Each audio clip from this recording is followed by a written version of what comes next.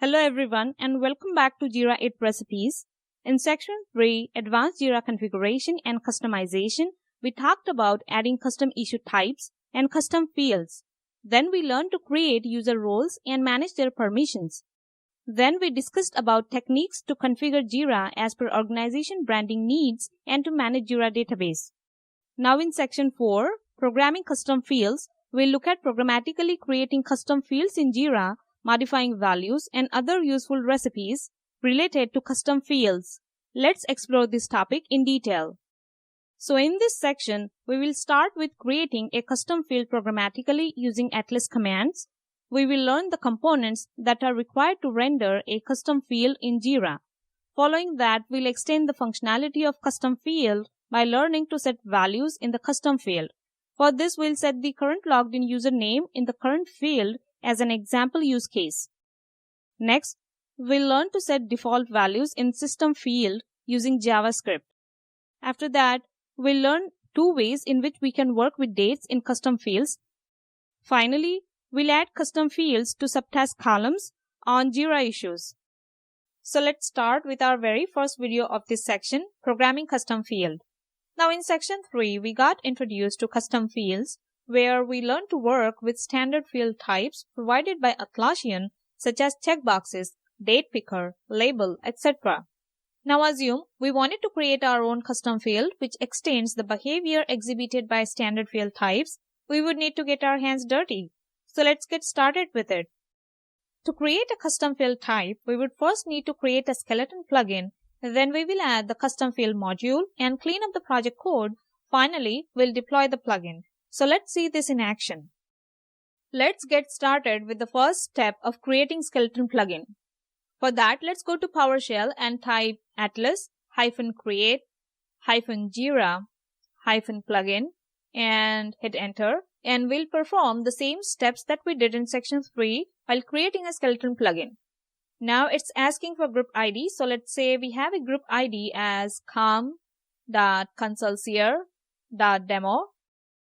And for artifact ID, let's say we have custom field. And we'll keep the version name as is. Similarly for the package, we'll keep the details as is. So hit enter. And now it's asking to confirm the details. Yes, it looks good. So type Y. And alright, so now it's generating a project for us. So as you can see, the build is successful. Now, let's move to the folder where we have pom.xml file. And for that, let's type cd and the folder name, which is custom field. And if you type ls here to view all the files, as you can see, we do have pom.xml file in this folder. So now here, type atlas-create-jira-plugin-module, which will create a Jira plugin module for us. Alright, so now it's asking what type of custom field that we want to create. So we do have option 4 as a custom field module. So let's type number 4 and hit enter. And now it's asking to provide a name for the custom field. So let's say we want to call it as demo custom field. And for the package name, you can let it be as default, or we can change to com.consulseer.demo. And it's asking whether we want to view a advanced setup. So say no for now. Again, no for another plugin module question. Alright, and as you can see, it has created a module custom field type for us. So now let's explore the folder content. And for that, let's go to the source folder, and we do have here main and test folders. Now let's clean up the content of the test folder because we won't be creating any unit test. After that, let's go back to our main folder under the source. And here we do have Java folder and velocity files and properties under the resource folder. So let's go under the Java folder, and under that consulseer, demo. And here we do have API and implementation folders. Again, we don't need both of them, so let's delete it. Alright, so now here we do have a demo custom field.java. So let's explore the Java code inside this file. As we can see, Atlas has created a boilerplate code for us, which provides us with the essential elements required to create the custom field. It has created the demo custom field class, which extends the text CF type class. It also has created a logger object to log the events generated by the custom field. Next, we see it has a constructor that injects an instance of the components passed as arguments in the superclass at the runtime. Also, the getVelocity parameters method from the generic textCF type class has also been overwritten for us. We will be using the getVelocity parameters method in the next video, so let's comment it out for now. So now let's replace textCF type to generic textCF type. Now generic text custom field type is just one type of Java class to create custom field. Other examples of such Java classes are dateCF type, userCF type, and selectCF type, each for a different type of custom field that stores values in different data types. For example, dateCF type stores date, userCF type stores user information, and selectCF type stores strings that provides a selection option from a list. Additionally, let's add the Spring Scanner annotation imports for the scanned and component import we have used in the code below. Also, replace the constructor that was created for textCF type to generic textCF type. So we can see that text field character length validation import also needs to be added. So let's add that in. Similarly, let's import the Jira authentication context library as well. After that, let's pass all the components to the superclass. Now, the next step is to modify the velocity template files. Atlas has created edit and view templates for us. It resides inside the template folder in resources. So let's open them to view the content of it. Both of them have sample HTML header h1 tag, which we will replace with our HTML component later on. But now let's remove the view template file since we will be using the default view provided by Atlassian for the custom field.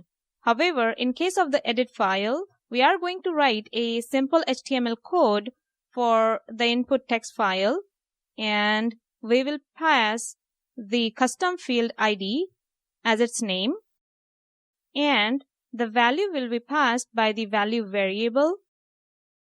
Additionally, we need to add the custom control header and footer for the Jira to render the custom field.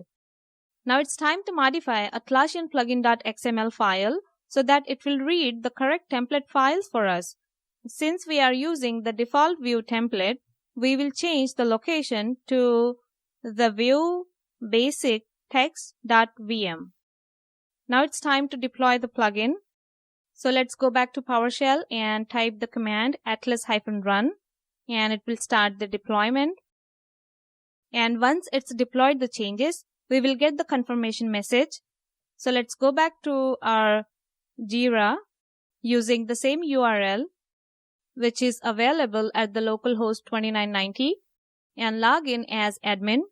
And once you log in, let's go to Admin, Issues, Custom Fields tab, and click on Add Custom Fields button. And inside that, if we go to Advanced tab, we can see that Demo Custom Field is available. And if you notice, the Demo Custom Field plugin text is coming from the custom field.properties file. Let's verify that quickly. So if we go back to our custom field.properties file, which is present under resources folder, you will notice that demo custom field name is demo custom field, and that's the reason we see the same name in Jira. Now let's try adding a demo custom field. So select the demo custom field and click on next. Provide the field name and description and click on create button. And here it gives you an option to select the screens where you want to view this particular field. So select all the screens and click on update so that we can view this field on all the screens. Alright, now it's time to create a new Jira issue, and for that click on create button, and the issue type is task. So if we scroll down, you can see we do have a my new custom field, Let's provide some details here, such as summary and some data in my new custom field, as let's say test custom field issue testing, and create. Alright, so Jira has created a new issue for us, and in the details section, as you can see, we do have my new custom field, and we do have an option to edit this field.